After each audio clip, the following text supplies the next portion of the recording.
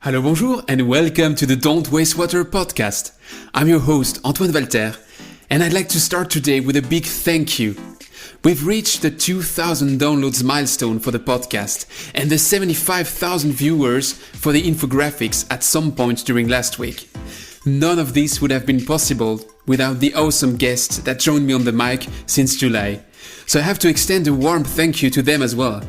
There's of course still much to come, and trust me, I have other incredible speakers scheduled for the next weeks. But I wanted this week's episode to be special, so it's going to be only the two of us, me and my French accent. But don't worry, the wisdom of my guests will be with us, as we will be exploring one of the hot topics infused in many episodes: how to cleverly embrace the digital craze in the water industry? We'll see that right after the credits.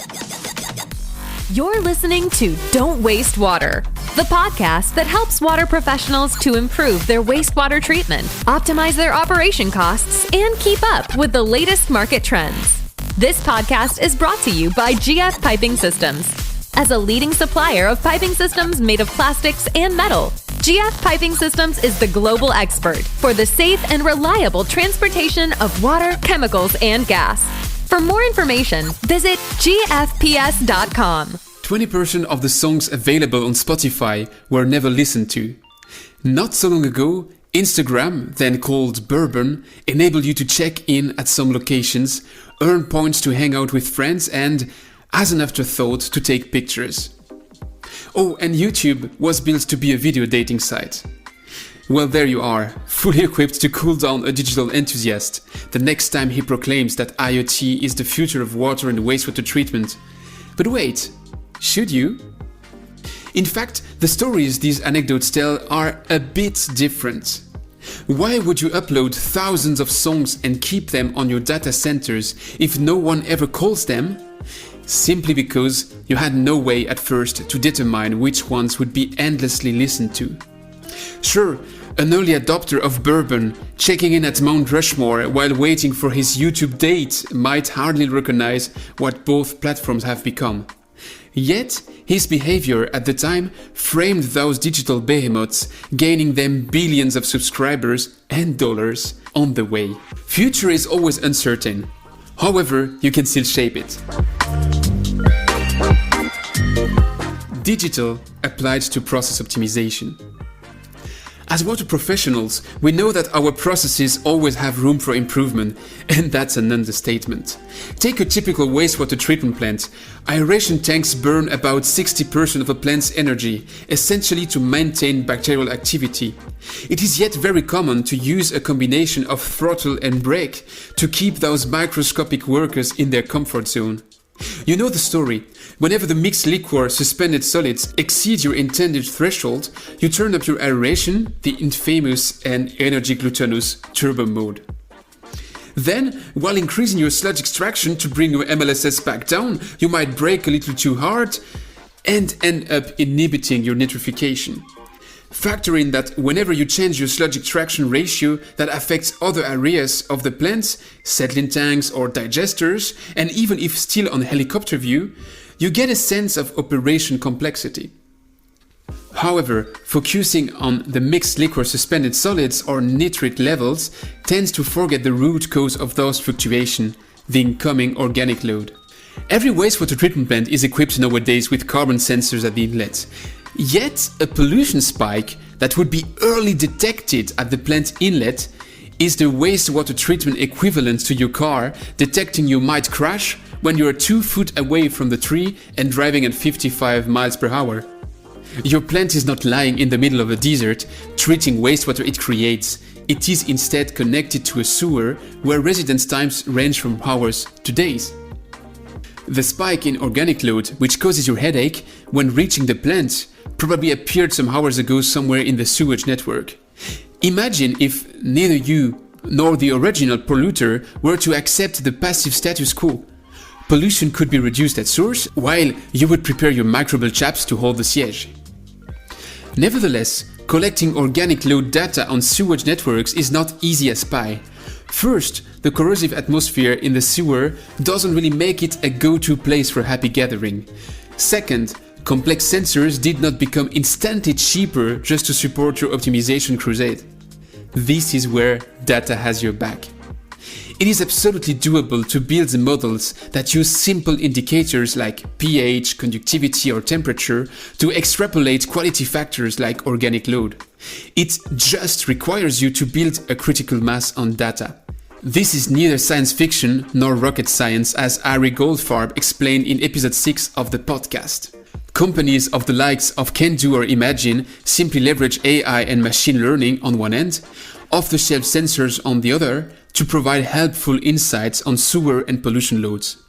Operators that used to detect one quality shift per month while wondering why they had to heavily play with the turbo mode now notice that quality actually shifts 3 to 4 times per week. And meanwhile, industrials that had no clue so far they were a pollution source received a welcome revelation that might prevent them from repeating some mistakes in the future. Here's a first take-home message. Start gathering data today, even if you don't yet exactly know what for. Don't go for the fancy, keep it simple and consistent. The models you might feed with it one day, thank you in advance. So does your stunt double with grey hair that might have to pay the energy bills by then. As much as you might agree at this stage with the idea that there is room for optimization in each plant, I could swear you still wonder how big of a potential this represents. So did I, not so long ago. Revealing the untapped potential of existing plants. While recording episode 3 of this podcast series, Thomas De Bruyne shared some numbers on plants that underwent the digital diagnosis and remedy route Veolia Water Technologies markets under the Aquavista brand. 2 of those might simply blow your mind. A wastewater treatment plant in Denmark reduced its operating costs by 40% while increasing its hydraulic capacity by 80%.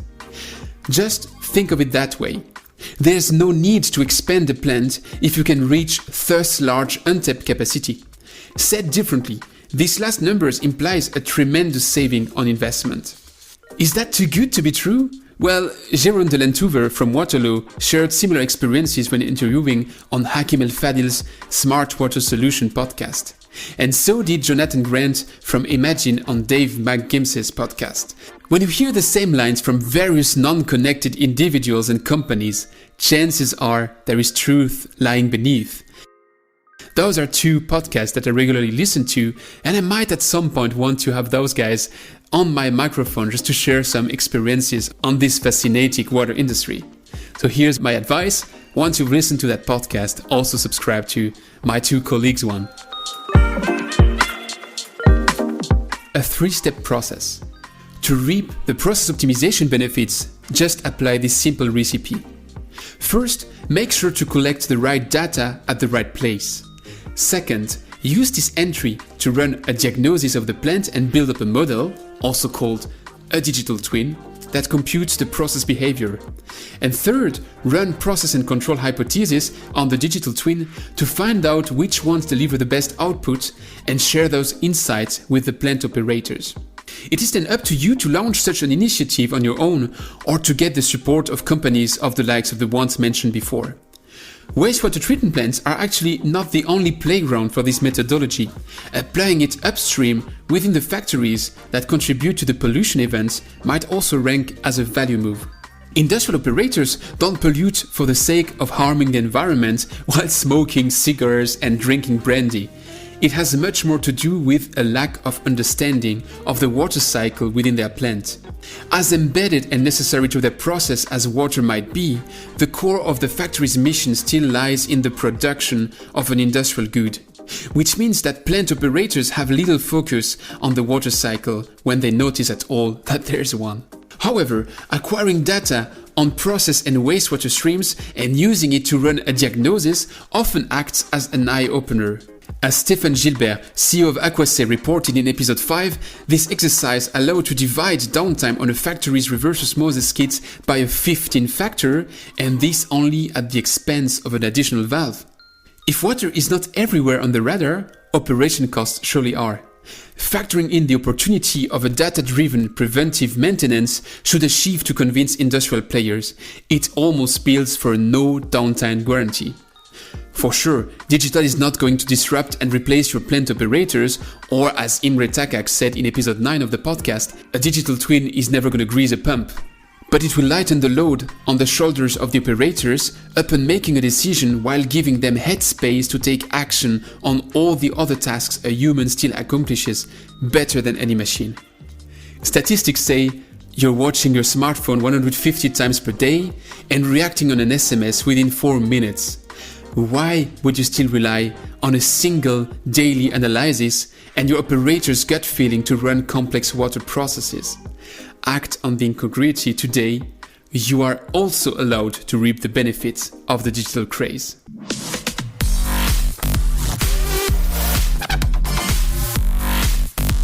It's time for the rapid fire questions. Actually, as I don't have a guest this week, the rapid fire questions will be for you listening to the show. What topics would you like us to address in the coming weeks? What is the trend we shall explore and why? Who should I invite straight after closing the mic? You can reach to me on LinkedIn anytime to answer those questions. I'd love to hear what the water community would love to hear. Anyways, thanks for spending that journey with me today and every week since July. We will be back to valuable guests next Wednesday with Paul van der Grift from Bluecon International, so stay tuned.